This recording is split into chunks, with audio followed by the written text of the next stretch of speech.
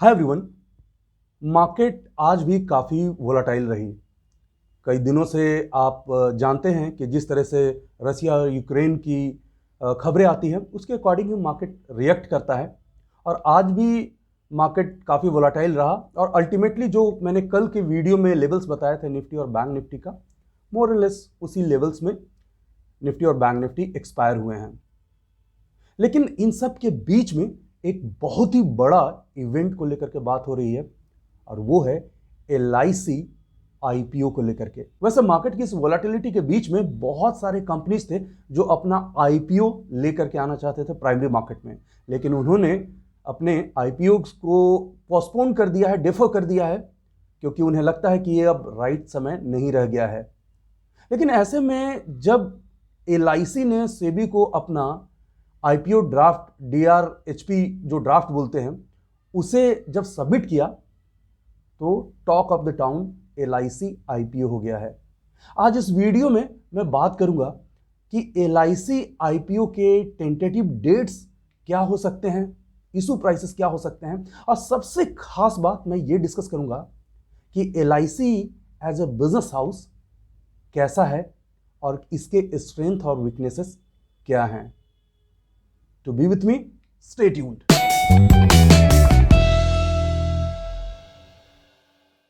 Welcome back. मेरा नाम अनुराग है, मैं सनवीर कैपिटल का फाउंडर हूं। बाय एजुकेशन मैं एक इंजीनियर हूं, MBA हूं और स्टॉक मार्केट मेरा पैशन और प्रोफेशन है। फ्रेंड्स, इस चैनल पे एक से एक बेहतरीन वीडियोस लेकर के आता हूं। आप लोगों की रिक्वेस्ट थी कि मुझे और ज़्यादा फ्रिक्वेंट होना चाहिए इस चैनल पे, तो मैं हर दिन एक से एक बेहतरीन वीडियोज़ लेकर के आ रहा हूँ।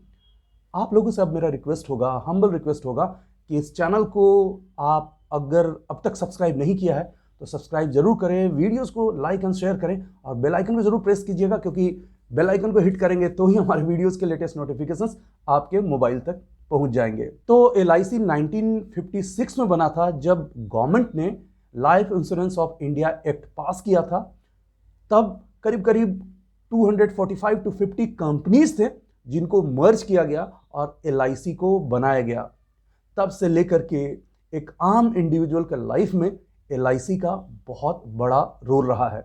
और मैं आपको यहाँ पे बता दूं कि LIC का जब IPO आ रहा है तो सिर्फ और सिर्फ बिजनेस की बात नहीं होगी, इमोशंस की बात होगी। कई सालों से LIC एक इमोशंस के तौर पे लोगों के साथ रहा है और शायद इस इमोशंस के कारण ही लोग बेसब्री से LIC IPO का इंतजार कर रहे हैं। यूँ तो इंश्योरेंस रेगुलेटरी डेवलपमेंट अथॉरिटी यानी IRDA के बनने के बाद बहुत सारे इंश्योरेंस की कंपनियां इंडियन मार्केट में आई है, लेकिन LIC की बात हमेशा से अलग रही है। अगर इंटायर इंश्योरेंस मार्केट शेयर के बारे में बात करेंगे तो LIC 64% मार्केट कैप्चर की हुई है। और अगर यहाँ पे मैं बात करूँ इंडिविजुअल प्रीमियम को लेकर के, कितना इंडिविजुअल प्रीमियम इशू किया जाता है, उसका मार्केट शेयर क्या है, तो करीब करीब 75% का मार्केट शेयर है। साथ ही साथ अगर ग्रुप इंश्योरेंस के बारे में बात करूं, जो प्रीमियम कितना कलेक्ट किया जाता है ग्रुप इंश्योरेंस के थ्रू, उसका मार्केट शेयर जो है वो करीब करीब 81% का है। साफ साफ इसका मतलब यह हुआ कि इंडिया में LIC काफ़ी स्टेबल बिजनेस करती है और इसका मार्केट शेयर काफ़ी ज़्यादा है। खास बात यह भी है कि LIC का सिर्फ और सिर्फ अर्बन एरिया में ही नहीं, रूरल एरिया में भी अच्छा खासा कैप्चर है।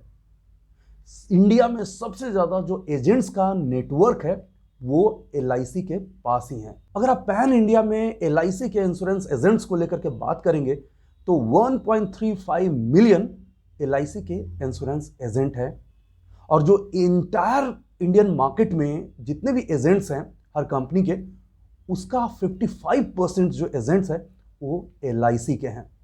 तो आप अंदाज़ा लगा लीजिए, इनफैक्ट आप अपने घर के आसपास भी देखेंगे तो बहुत सारे इंश्योरेंस एजेंट LIC के स्पेशली जरूर नजर आ जाएंगे। इस तरह से LIC ने मार्केट कैप्चर करके रखा है। अगर आप बात करेंगे LIC के पॉलिसी होल्डर्स को लेकर के, जो क्लाइंट हैं LIC के, तो 37.29 करोड़ LIC के क्लाइंट्स हैं। मैंने मार्केट शेयर के बारे में बताया, मैंने इंश्योरेंस एजेंट्स की नेटवर्किंग के बारे में बताया, मार्केट शेयर कितना ज़्यादा है, नंबर्स कितना ज़्यादा है, और साथ ही साथ मैंने पॉलिसी होल्डर के बारे में भी आपको बताया। आप समझिए कि LIC ऑफ कोर्स नंबर 1 है। और सबसे खास बात इंश्योरेंस सेक्टर में ये हुआ है कि पिछले साल यानी FY21 में इंश्योरेंस सेक्टर में जो FDI लिमिट थी, फॉरेन डायरेक्ट इन्वेस्टमेंट की जो लिमिट थी, वो 49% थी। उसको थोड़ा बढ़ाया गया और अब जाकर के इंश्योरेंस में FDI का जो लिमिट है वो 74% पे है। इसका मतलब है कि कमिंग ईयर्स में इंश्योरेंस का बिजनेस जो है वो काफ़ी ग्रो होते जाएगा और बहुत सारे प्राइवेट प्लेयर्स भी आए हैं जो भी इंश्योरेंस मार्केट को अच्छा खासा कंट्रीब्यूट कर रहे हैं। LIC के बारे में बहुत सारे लोगों को ये पता है कि LIC जो है वो बिजनेस सिर्फ और सिर्फ इंडिया में करती है, लेकिन ऐसा नहीं है। बहुत सारे साउथ एशियन कंट्रीज ऐसे हैं जहाँ पे LIC का अपनी सब्सिडरीज कंपनीज हैं, वहाँ भी सर्टेन बिजनेसेस हैं। वो अलग बात है कि इंडिया में ही बहुत ज़्यादा बिजनेस होता है, करीब करीब 99% के आसपास जो बिजनेस है वो इंडिया में ही है। लेकिन अगर वर्ल्ड को लेकर के अगर कंपेयर करेंगे LIC को, तो GWP यानी ग्रॉस रिटर्न प्रीमियम LIC का बहुत ज़्यादा है और पूरे वर्ल्ड में 5th नंबर पे है। और एसेट के अनुसार अगर आप बात करेंगे तो LIC पूरे वर्ल्ड में 10th नंबर पे आता है। आप LIC का पावर समझ पा रहे हैं ना? तो आपके आसपास अगर इस तरह का कोई फिनेंशियल मार्केट का या किसी इंश्योरेंस का एक एग्जीक्यूटिव होता है या फिर एजेंट्स होता है, तो आप उसे इग्नोर मत कीजिए, क्योंकि वो जिस कंपनी को रिप्रेजेंट कर रहा है वो काफ़ी बड़ा है और हम सबके लाइफ को अच्छे से कंट्रीब्यूट करता है। हम सब के लाइफ के रिस्क को, फिनेंशियल रिस्क को प्रोटेक्ट करता है।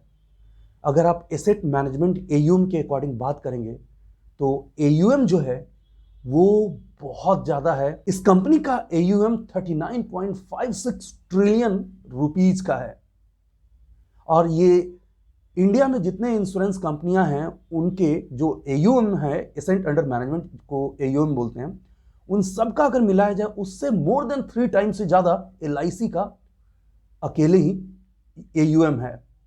तो आप समझिए कि इसका कितना ज़्यादा मार्केट शेयर है, पावर है, बिजनेस है, मोनोपोली है। और जिस तरीके से अर्बनाइजेशन बढ़ते जा रहा है, पर कैपिटा GDP का इंप्रूव कर रहा है, डिजिटल सेविंग इंप्रूव हो रही है, इंश्योरेंस कंपनी में इन्वेस्टमेंट तो ग्रेजुअली बढ़ता ही जाएगा।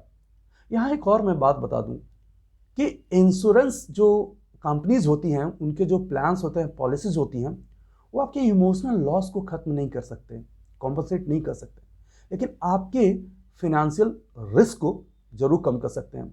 मुझे याद आता है मैं जब न्यू दिल्ली में नया आया था तो मेरा कोई फ्रेंड था जो इंश्योरेंस कंपनी में काम करता था। वो किसी क्लाइंट मीटिंग में जा रहा था तो उसने मुझसे पूछा कि अगर आप कंफर्टेबल हो, यू आर फ्री है ना, तो आप मेरे साथ चल सकते हो। मैंने बोला इंश्योरेंस में मुझे बहुत ज़्यादा एक्सपोजर नहीं है, मैं वहाँ पे क्या करूँगा, बट ही सेड कि बस आप चल सकते हो तो इट्स फाइन। तो मैं किसी क्लाइंट के पास अपने दोस्त के साथ इंश्योरेंस प्रोडक्ट को लेकर के बैठा हुआ था। क्लाइंट्स बार बार मना कर रहा था, मुझे नहीं चाहिए, मुझे नहीं चाहिए, मुझे नहीं चाहिए।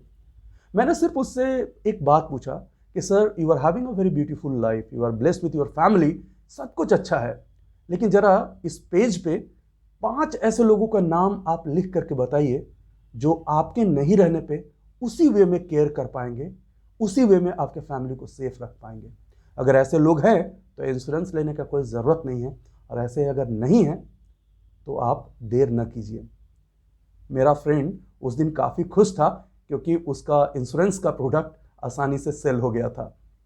तो ये तो बात काफ़ी पुरानी है, लेकिन आपको अपने लाइफ में इंश्योरेंस प्रोडक्ट को ज़रूर शामिल करना चाहिए ताकि आप अपने रिस्क को कवर जरूर करके रखें, फिनेंशियल रिस्क को कवर जरूर करके रखें। तो ओवरऑल मैंने LIC को लेकर के तो अच्छी बातें बताई, इंश्योरेंस का भी आपको फ्यूचर बताया, काफ़ी ज़्यादा है, लेकिन वीकनेसेस क्या हो सकते हैं ज़रा आप सोचिए। पहला वीकनेस तो बड़ा सिंपल है, अगर कुछ लोग ऑफेंसिव ना होंगे तो मैं बताऊं कि LIC एक्चुअली गवर्नमेंट की कंपनी है, तो कई बार इफिशियंसी का प्रॉब्लम हो जाता है। जो ऑपरेशनल चीज़ें हैं वो आप समझ सकते हैं। अगर आप किसी सरकारी बैंक में जाते हैं तो आप किस तरह से रिस्पॉन्स पाते हैं, और किसी आप प्राइवेट बैंक में जाते हैं, ICICI, HDFC में, तो आपको कैसे अटेंड किया जाता है, तो वो कहीं ना कहीं अब जा करके ऐसा लगता है कि इतने सारे प्राइवेट प्लेयर इंश्योरेंस कंपनी में आए हैं और वो बहुत अच्छे इफिशिएंटली बिजनेस कर रहे हैं, तो न्यू मार्केट कैप्चर करने के टर्म्स में LIC थोड़ा सा पीछे हो रहा है। नए जो कंपनीज है वो बहुत अच्छा बिजनेस बना रहे हैं, तो यहां पे एक कंसर्न जरूर हो जाता है। LIC को भी एक मॉडल वैसा जरूर डेवलप करना चाहिए कि वो प्राइवेट कंपनीज की तरह ही इफिशिएंटली काम कर पाए और सर्विसेज अपने काफ़ी बेहतर करे।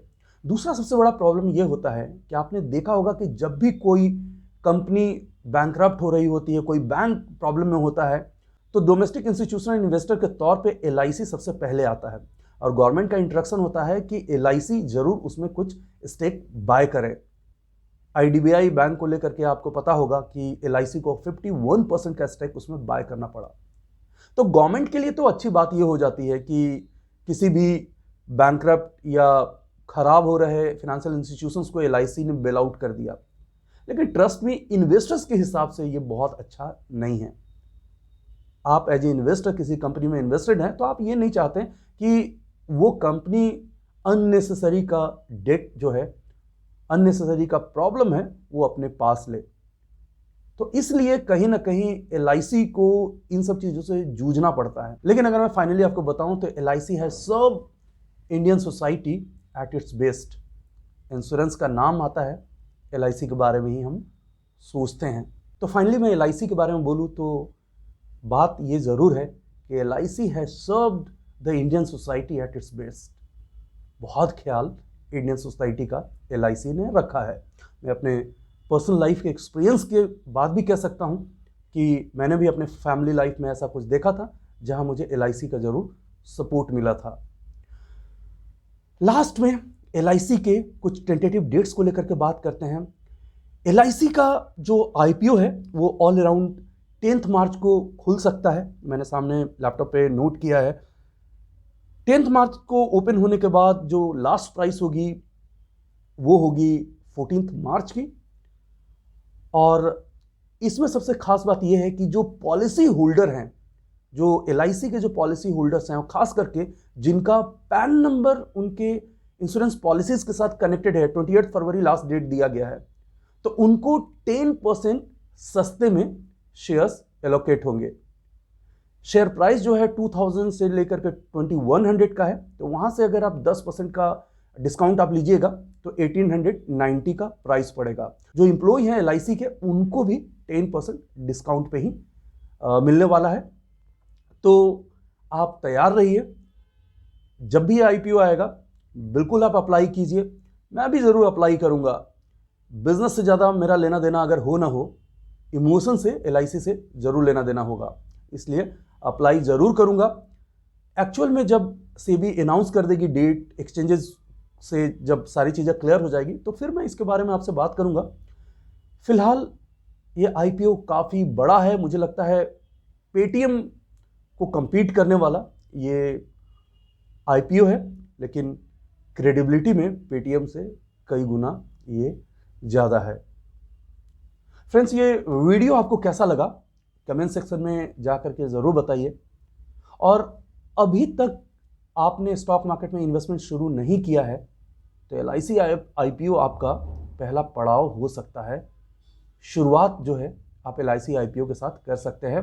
उसके लिए आपको डीमैट अकाउंट चाहिए होगा, और अब तक आपके पास अगर डीमैट अकाउंट नहीं है तो फ्री डीमैट अकाउंट आप ओपन कर सकते हैं। उसके लिए आप हमारे यूट्यूब चैनल के डिस्क्रिप्शन बॉक्स में जा करके free demat and trading accounts का जो लिंक है उसे क्लिक कीजिए, क्वेरी पोस्ट कीजिए और 24 घंटे के अंदर में अपना डीमैट एंड ट्रेडिंग अकाउंट नया ले लीजिए। It was great talking to you all people. Thanks for watching. Video को लाइक करें, शेयर करें, सब्सक्राइब करें और आने वाले वीडियोस के नोटिफिकेशंस के लिए बेल आइकन को दबाएं।